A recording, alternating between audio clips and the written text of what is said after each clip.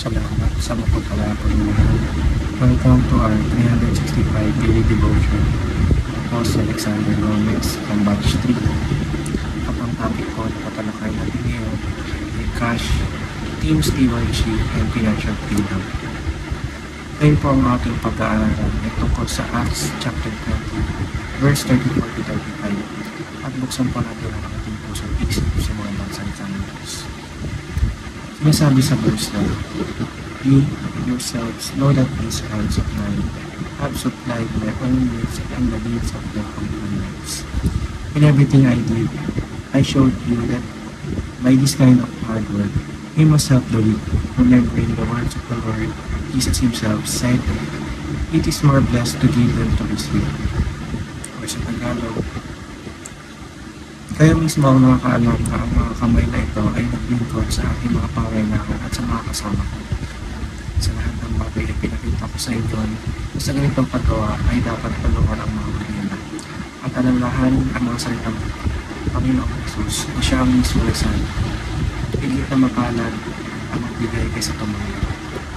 Sinasabi ng verse na mas pinagpapala raw tayo kapag nabibigay kaysa tayo ang humingi, sapagkat kapag nabibigay tayo, ibig sabihin nauna na tayo pinagpapala.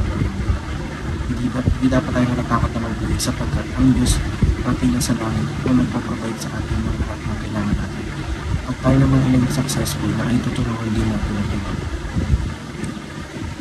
Teaching number 1, financial freedom honors the Lord. Kapag meron tayong financial freedom, ay nagpapapurihan natin ang Panginoon sapagkat ibig sabihin ito ay binibigyan tayo ng Diyos ng siksik at tumaapaw na blessings. Teaching number 2, financial freedom requires hard work. Kung gusto natin magkaroon ng financial freedom, ay dapat tayo maging masipag at matyaga dahil ang pagkakaroon ng financial freedom ay makukuha lang natin kung tayo ay magsusulitan. Teaching number 3, financial freedom is a greater blessing. Pag meron tayo nito, ibig sabihin pinagpala tayo ng Panginoon. Ibig sabihin pinagpala tayo ng Panginoon dahil sa pagsusumikat natin. At sa pagsusumikat natin na iyon ay sinasama natin siya.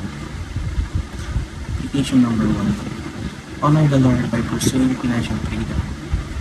Pagpurihan natin ang Panginoon sa pamamagitan ng pagsusumikat upang makamit ang financial freedom. Kung tayo nagsisikap, ibig sabihin ay nag-glorify natin ng Diyos. Application number 2, work hard together to achieve financial freedom. Ang bawat sa isa sa pamilya ay dapat nagtutulungan. Mahirap kapag ang isa ang breadwinner lang ang tatagay sa pamilya. Kahit sa pinakamaliit pa na paraan ay tumulong tayo sa isa. Kung sa gayon, isabay-sabay tayong makaanak. Application number 3, aim for the blessed life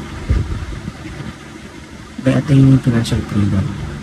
Maging goal natin magkaroon ng blessed life sa pamamagitan ng pagkakaroon ng financial freedom. Naway ang lahat sa atin ay masustain ang pangailangan at naway bigyan pa tayo ng Panginoon ng siksik, tiglit na tumaapaw ng Diyos. Yun lamang po ang devotion. Maraming salamat.